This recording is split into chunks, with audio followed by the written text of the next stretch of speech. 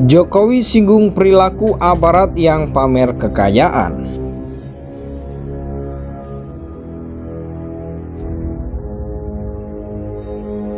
Saya tahu betul mengikuti kekecewaan masyarakat terhadap aparat kita, aparat pemerintah. Dan hati-hati, tidak hanya urusan pajak dan bea cukai, ada kepolisian dan juga aparat hukum lainnya, ada birokrasi yang lainnya. Dan kalau seperti itu ya, kalau menurut saya pantas rakyat kecewa karena pelayanannya anggap tidak baik, kemudian aparatnya. Di dalam kepolisian tentunya diatur tentang masalah etika profesi. Kemudian di situ mengatur jelas terkait dengan apa yang boleh dan apa yang tidak boleh. Di dalam pasal 6 di Perpol itu kan jelas-jelas mengatur bahwa anggota itu kan boleh menolak perintah. Boleh menolak perintah. Ya, kalau perintah tersebut dianggap salah. Dan saya kira ini saya ingatkan kepada seluruh anggota agar memahami hal-hal seperti ini sehingga kemudian berani menolak.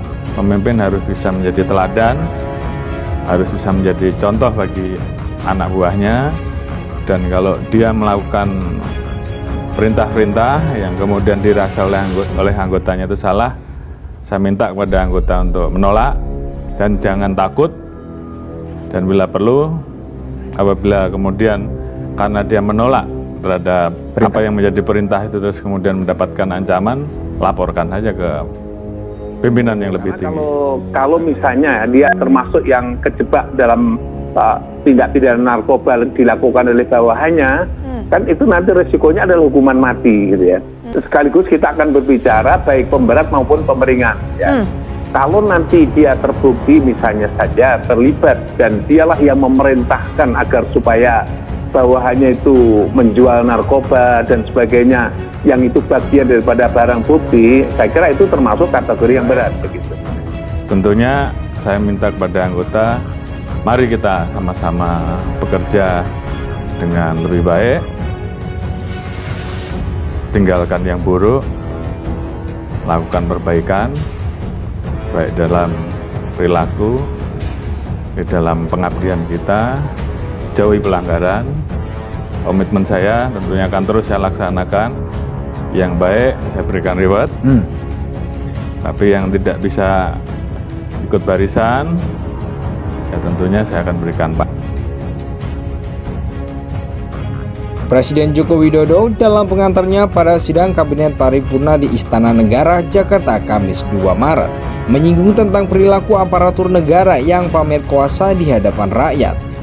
Terdakwa kasus peredaran narkoba Linda Puja Astuti alias Anita Cepu mengaku sebagai informan bagi Kepolisian Republik Indonesia.